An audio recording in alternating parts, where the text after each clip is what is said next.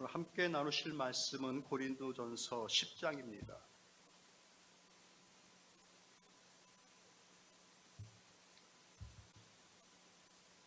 고린도전서 10장 23절에서 33절까지의 말씀입니다. 교독하겠습니다.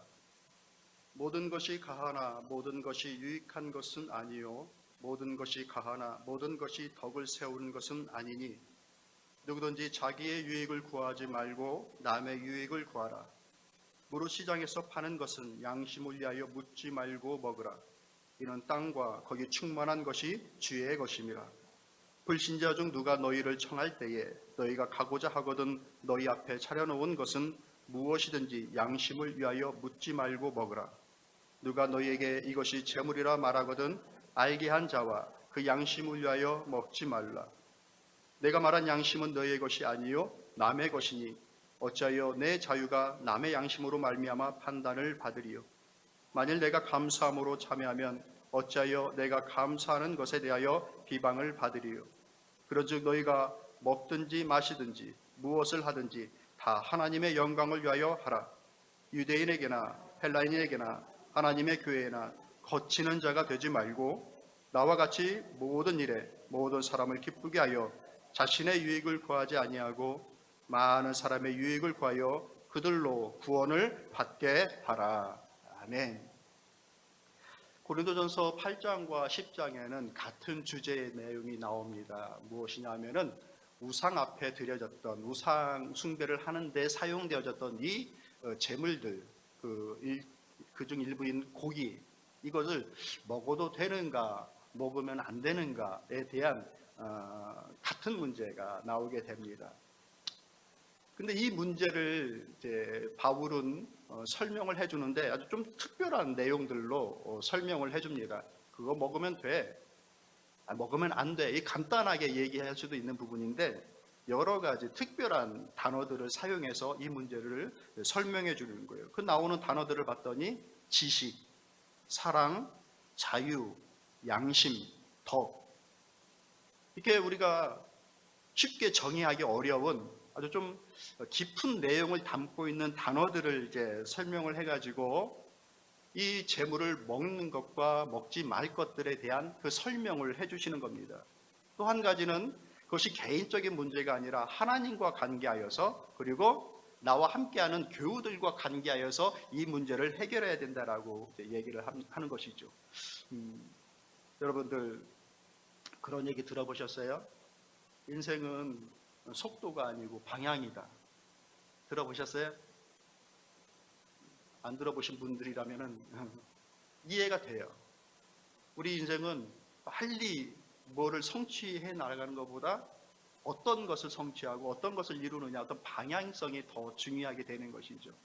동의하십니까? 동의 안 하신다면 뭐 열심히 달려가시고. 우리 교회가 있는 이 벨뷰에는 큰 길 두 개가 있어요. 남과 북을 가로지르는, 이 아메리칸 대륙의 남과 북을 가로지르는 길 하나와 서와 동을 가로지르는 큰 길 두 개가 있습니다. 아시죠? 만일 여러분들에게 코끼리코 한 20바퀴 막 돌려놓고 우리 다 같이 저 오션스웨로 모입시다 라고 얘기를 했다고 합시다. 코끼리코를 한 열심히 20바퀴를 돌았어요. 제일 먼저 해야 될 게 뭘까요? 시동 걸고 막 달리기 시작해요? 네. 이거 어느 길을 타야 될까? 이것을 먼저 판단하고 달리기 시작할 겁니다. 그리고 이제 출발해서 달린다고 한다면 가는 길에 계속해서 이 길을 내가 지금 잘 가고 있는지 중간중간 나오는 그 사인판을 보면서 이정표를 보면서 제대로 가고 있는지 그것을 중간중간 확인하면서 가게 될 거예요. 요즘은 내비게이션이 워낙 좋아서 시작할 때 딱 목적지가 나와서 중간중간 얘기하지만 그것이 아니라고 한다면 우리는 중간중간에 이것들을 다 확인하면서 가야 되는 것이죠. 인생길이 바로 그런 것입니다. 방향이 어떠한 것이고 옳게 가고 있는지 그 방향에 대해서 중간중간 그것을 확인하면서 가는 것이 중요하죠. 열심히 막 달렸는데 잘못된 길이었다라고 하면 어떻게 해야 되겠어요? 그 수고스럽게 열심히 간 만큼 힘들게 역시 돌아와야 돼. 근데 열심히 가는 게 중요한 게 아니라 맞는 길을 가는 게 중요한 것이죠. 맞습니까? 신앙생활에도 그런 길이 있는 겁니다. 우리가 교회에서 여러 가지 많은 일들을 합니다. 수고하고 애쓰는 일들이 참 많습니다. 그런데 수고하고 애쓰는 그 많은 일들이 우리가 바르게 신앙생활하고 있는 것이라고 한다면 참 감사하고, 바울이 마지막에 얘기했던 것처럼 거치는 자가 되어지지 아니하고 많은 사람들을 불러 인도하는 그런 일들이 될 수가 있겠죠. 그런데 옳은 길들이 아니라고 한다면 거치는 길이 될 것이고 많은 사람들이 오는 그 문을 닫는 일이 되겠죠. 그러니까 우리가 무엇을 열심히 하느냐가 중요한 것이 아니라 옳게 바르게 하느냐가 더 중요한 일이 된다는 겁니다. 그래서 저는 이 말씀을 통하여서 우리가 걸어가야 될 이 신앙의 길에 대하여 어떤 길들이 있을까, 그것에 대한 교훈을 함께 얻고자 합니다. 먼저 우리가 걸어가야 될 이 신앙의 길 가운데는 지식의 길이 있습니다. 따라해 봅시다. 지식의 길. knowledge of God. 하나님을 아는 지식. 이 지식이 우리 신앙생활에 가는 믿음의 길입니다. 하나님을 섬김은 내 기분과 내 양심에 따라서 내 판단에 옳은 것을 가지고 하나님을 섬기는 것이 아닙니다.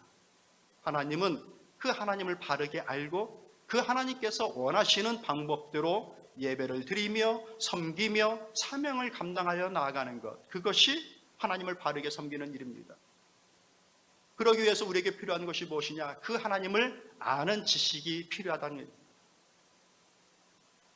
고린도 교회를 시작하면서 바울은 고린도 교회의 장점들에 대하여서 칭찬하기 시작합니다. 먼저.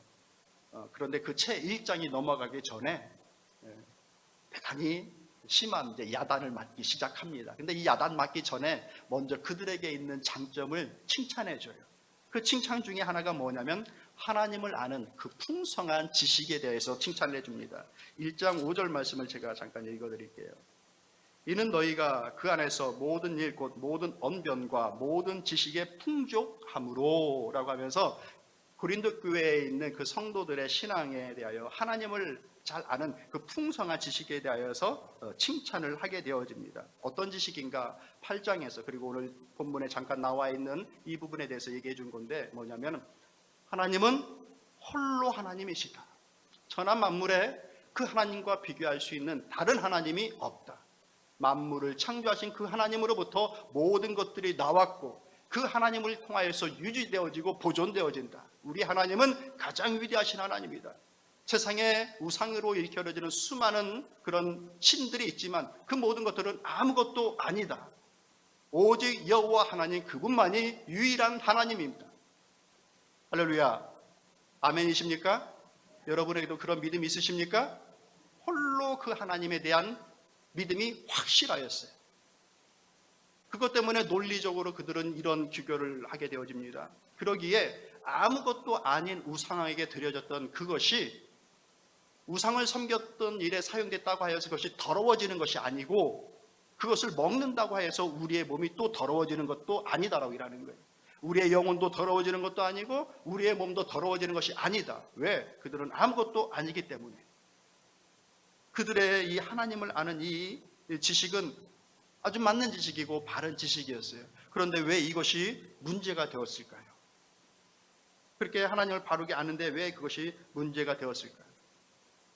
왜냐하면 논리적으로 그 모든 것들을 잘 알고 바르게 아는데 아직까지 그것들을 받아들이지 못하는 어린 사람들 앞에서, 믿음이 어린 사람들 앞에서 자신들의 그 지식을 자랑하듯 대놓고 막 했던 겁니다. 예를 들어서 평상시 계속해서 이 우상 숭배를 했던 사람이 개종하여서 교회로 들어왔어요. 그들은 아직까지 우상을 숭배했던 것들이, 습관들이나 생각들이 아직까지 남아 있습니다. 그래서 그 우상을 숭배했던 음식을 내가 먹을 때에 이것이 잘못된 거 아니야? 라고 그 마음에 아직까지 남아 있는데 그런 그들 앞에 이건 아무것도 아니야 라고 하면서 떳떳하게 마음껏 자라가면서 막 아유 그런 지식도 없는 사람들이라는 식으로 그렇게 앞에서 그렇게 행동했던 것이죠. 그 모습을 보면서 믿음이 연약했던 사람은 무너지는 것이죠. 아니 내가 기대했던 교회 리더는 그렇게 하면 안 될 텐데 아직도 저러고 있네? 라고 하면서 이 교회라는 것이 특별하게 내게 유익한 것들이 아니겠구나라고 하는 그런 생각으로 무너지는 사람들이 중간중간 생긴 것이죠. 어떤 사람들은 그것이 논리적으로 다 맞아도 그것이 잘 받아들여지지 않는 상황들이 있는 겁니다. 그런 경험을 했어요. 이제 옆집이 좀 가까웠는데 어머니가 아이에게 숫자 공부를 시키는 거예요. 이제 한 3살이나 얼마 됐을 것 같아요. 아직 유치원도 안 가는. 카운트를 시키는 거예요. 하나, 둘, 셋 해서 목표는 한 20까지 세는 건가 봐요. 근데 이 아이가 꼭 6에서 넘어가요. 5, 7, 6을 못해요. 계속 시키는데 이걸 못하면서 막 이렇게 하는데 또 다시 하나, 둘, 5, 7 이렇게 넘어가요. 엄마한테 막 혼나죠. 계속 시키는데 제가 나중에 제가 불안한 거예요. 예, 다 6이야. 옆에서 듣고 있으면서 제가 불안한 거. 그 6 빠뜨리면 안 되는데 또 빠뜨리는 거예요. 5 다음에 6이라고 하는 이 아주 너무나도 쉬운 이 상식이 그 어린아이에게는 아직 이해가 안 되는 부분이 있는 것이죠. 우리가 볼 때도 왜 그게 이해가 안 되지? 6 다음에 5인데. 우리 물리를 전공하고 있는 우리 청년이 있어요. 문제를 보면은 뭔지도 모르겠죠. 이 문제를 이제 요셉이에게 같은 문제를 한다고 그런다면은 요셉이가 천재가 맞다면 불쓰겠지만 답은 있지만 답을 아직 풀어낼 능력이 안 되는 것이죠. 받아들이질 못하는 것이죠. 아직. 신앙생활도 그런 겁니다. 논리적으로, 지혜로, 직적으로 다 옳은 것이 있지만 아직 믿음이 연약한 상황에서는 그것을 받아들이지 못하는 그런 분들이 있는 거예요.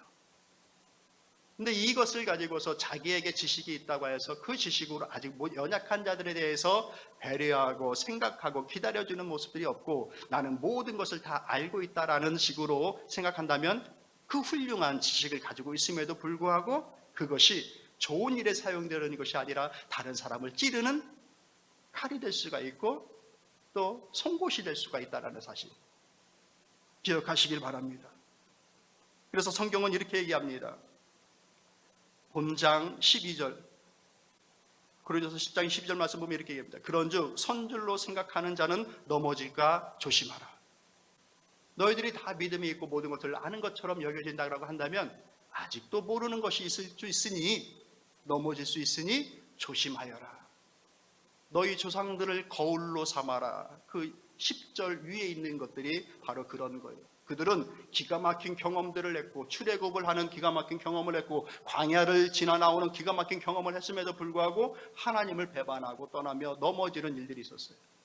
너희 조상들의 그 실수를 거울 삼아 너희들이 모든 것들을 알고 있다라고 여겨지지만 그 지식이 너희들의 신앙을 온전히 매는 것이 아니니 넘어질까 조심하라고. 또 이 주제를 가지고서 13장에 넘어가서 우리가 행할 수 있는 사랑의 그 특징 중에 하나에 대해서 얘기를 해주는 겁니다.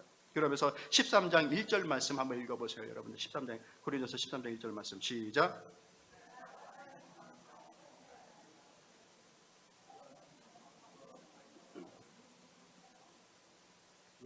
사람이 할 수 있는 가장 좋은 그와 같은 지적인 얘기를 하고 천사가 말을 하는 것 같은 그 심오한 영적 얘기를 한다 할지라도 그 안에 사랑이 담겨 있지 않으면 소리나는 구리요 울리는 꽹과리가 된다.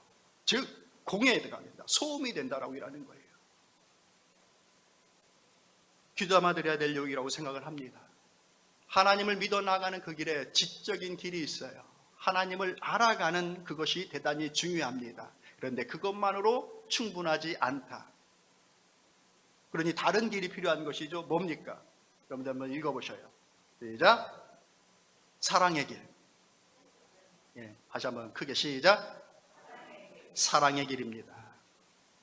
영국의 격언에 이런 말이 있어요. 종교는 말이 아니고 행실이다라고 얘기하는 그 말이 있습니다.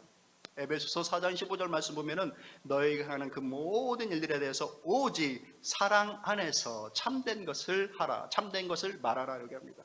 오직 뭐 안에서? 사랑 안에서. 그것이 옳은 것 알겠다. 네가 생각하고 네가 말하는 거 옳은 것인 거 알겠다. 근데 그 행하는 모든 일들, 말하는 것들, 그 모든 것들 가운데 사랑으로 행하라. 사랑하는 성도 여러분, 고린도교회 성도들은 하나님을 아는 지식이 풍성했어요. 그런데 뭐가 부족했느냐? 다른 사람들을 생각하는 그것이 부족했던 것입니다. 우리 안에 하나님께서 원하시는 사랑의 모습들이 하나님을 향하여 또 교우를 향하여 사랑하는 마음들이 새롭게 되어지고 풍성케 되어지기를 권면합니다. 그게 바로 믿음의 길이에요. 하나님을 잘 알 때에 나타나는 특징 중에 하나는 사랑입니다. 사랑이 없으면 그 하나님을 아직 많이 모르고 있는 거예요. 하나님은 사랑이라고 했어요. 그래서 그 사랑을 하나님을 섬기니 서로 사랑하라라고 말씀하였습니다. 하나님을 알 때 가장 큰 특징 중에 하나는 사랑이에요. 그 사랑으로 하나님을 섬깁니다. 하나님을 사랑하여 예배드리고, 하나님을 사랑하여 찬양드리고, 하나님을 사랑하여 내게 주어진 사명을 감당합니다. 오늘 여러분은 어떤 마음으로 하나님께 예배를 드리십니까? 하나님을 사랑하는 마음입니까? 은혜 받고자 하는 마음입니까? 둘 다 맞는 거 아니에요? 하나님을 사랑하는 마음으로 예배를 드리는 겁니다. 은혜는 결과이죠. 오늘 우리는 무엇으로 하나님의 사명을, 교회의 사명을 감당하십니까? 내 성실함? 내 능력? 아니에요. 좀 부족해도 하나님을 사랑하는 마음과 교회를 사랑하는 마음으로 내게 주어진 사명을 감당하는 겁니다. 사랑입니다. 내 형제를 어떻게 받아들일 수 있습니까? 나는 원래 그렇게 마음이 넉넉하니? 아니에요. 하나님을 사랑하는 마음으로 그를 받아주는 거예요. 하나님의 사랑이 아니었다면 안 보고 싶은 사람이 얼마나 많습니까? 저만 그래요? 그렇다고 해주세요. 사실이죠? 하나님의 사랑이 아니라고 한다면 보고 싶지 않은 사람도 있는 겁니다. 그런 하나님의 사랑이 있으니 나를 다시 한번 돌이키고 그를 봅니다. 그게 사랑이에요. 하나님을 섬기는 또 다른 길이 이 사랑 안에 있다라는 사실을 여러분들 확실히 하시길 바랍니다. 요한복음 13장 34절에서 35절까지의 말씀 여러분 우리 같이 읽어볼게요. 시작. 새 계명을 너희에게 주노니 서로 사랑하라. 내가 너희를 사랑한 것 같이 너희도 서로 사랑하라. 너희가 서로 사랑하면 이로써 모든 사람이 너희가 내 제자인 줄을 알리라. 두 사람이 있습니다. 어떤 사람이 누구에게 뭔가 열심히 가르쳐요. 그렇다고 한다면 그는 그 사람에 있어서 스승입니다. 어떤 사람은 그 가르침을 열심히 잘 받습니다. 그렇다면 그는 그의 제자입니다. 지금 스승과 제자의 모습을 보여주고 있는데 이것이 우리가 알고 있는 스승과 제자의 관계인데 예수님은 아주 중요한 말씀을 해주시는 거예요. 남들이 너희를 예수님의 제자다라고 말을 해주는 것이 하나님에 대해서 잘 알고 있고 말씀을 잘 알고 있고 말씀을 많이 외워서 하나님을 아는 지식이 많아서 예수님의 제자이군요 이렇게 그것을 알아주는 것이 아니라 뭐라고 얘기합니까? 서로 그럼 또 까잡으신 것 같은데 다시 한번 읽어볼게요. 요한복음 13장 34절 35절 말씀 시작.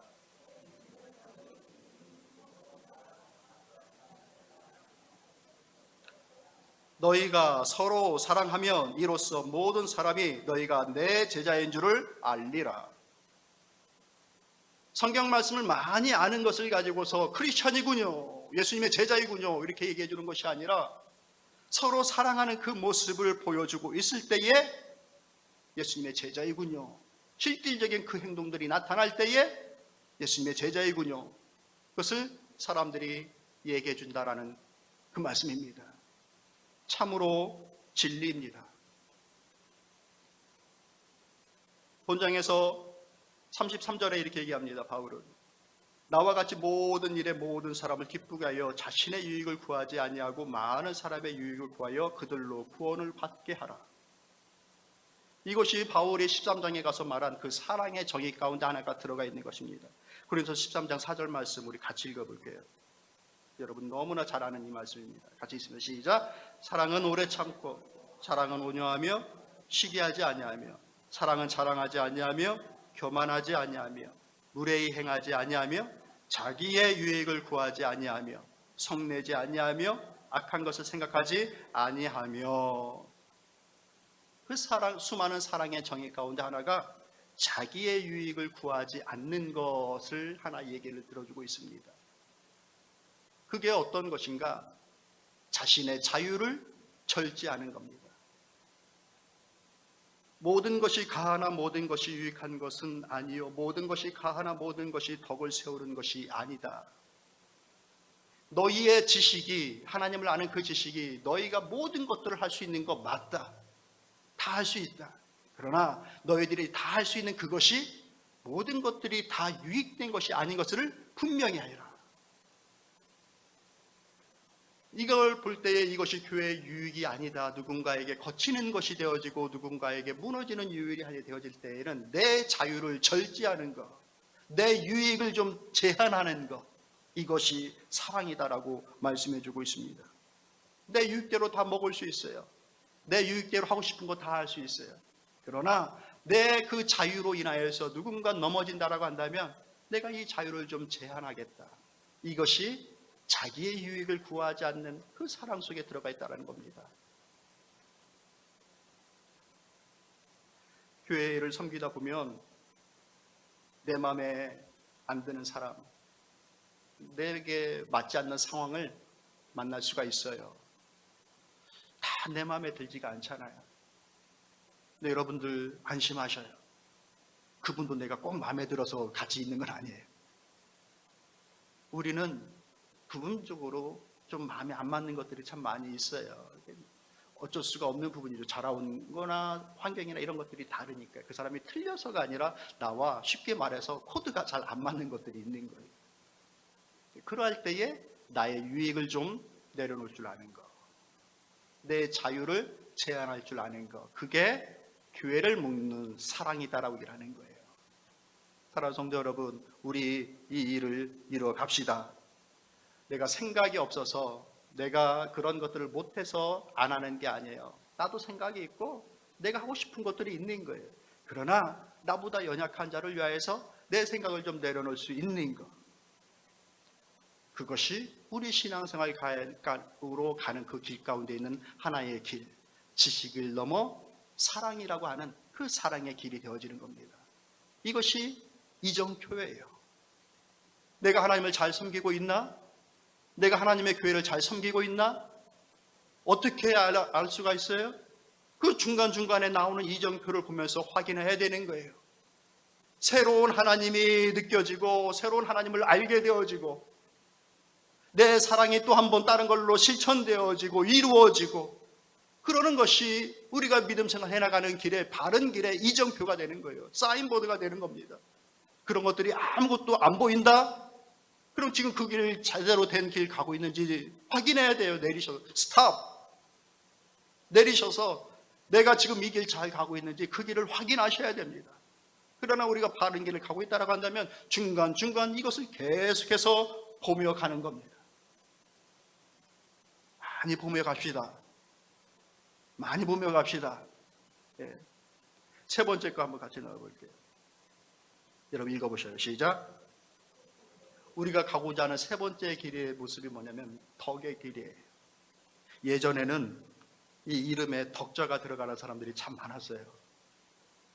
순덕이, 덕순이, 덕자, 용덕이, 영덕이. 이 중에 들어온 분이 있으면 좀 죄송해요. 근데 그 중에 하나는 우리 아버지 이름도 있어요. 덕이라고 하는 이름이 참 많이 들어가 있어요. 그게 뭘까? 이 덕에 대한 그 가치를 알고 있고 또 소중한 부분들에 대해서 서로 간에 이제 알고 있는 것이죠. 믿음 생활에 있어서도 저 사람 참 덕스러운 사람이구나. 덕을 세운다, 덕을 세운다 많은 말을 듣는데 그 덕스러움이라는 것이 뭘까 질문하게 되어지는 것이죠. 바로 오늘 이 본문의 말씀이 바로 그 덕을 말하는 겁니다. 덕스러운 사람인 겁니다. 24절 이것을 생각하면서 다시 한번 읽어보세요. 시작. 누구든지 자기의 유익을 구하지 말고 남의 유익을 구하라. 모든 것들이 가하지만, 모든 것들을 할 수 있는 자유가 있지만, 내가 알고 있는 내 지식에, 내 상식에 모든 것들이 가능하지만 그것을 내려놓고 다른 사람들을 위하여서 내 것들을 구하지 않고 나아갈 수 있는 것, 이게 덕이라는 거예요. 그러니 기독교의 덕은 풍성한 하나님을 아는 지식을 바탕으로 하여서 타인을 배려할 줄 아는 사랑의 균형감, 이것이 기독교인에 있어서의 덕입니다. 또 한 걸음 더 나아간다면 그것을 책임감으로 갖고 살아가는 사람들이죠. 하나님을 아는 지식과 그 지식을 실현시켜 나가는 사랑과 그 사랑을 나의 신앙생활에, 교회 생활에 책임감으로 여기고 살아가는 사람들, 그런 사람들은 하나님의 교회에서 덕스러운 성도가 되는 겁니다. 여러분들, 우리 이렇게 좀 덕스러운 성도가 되면 어떨까요? 우리 한번 별명을 서로 얘기해 주면서 악수 한번 할까요? 반갑습니다, 덕순 씨. 반갑습니다, 덕자 씨. 우리 서로가 좀 하나님의 교회에서 그렇게 덕스러운 사람으로 살아갑시다. 말씀을 정리하도록 할게요. 베드로도 이와 같은 일들에 대해서 똑같이 강조를 합니다. 베드로후서 1장 5절에서 9절까지의 말씀 보면은 같이 읽어볼게요. 시작.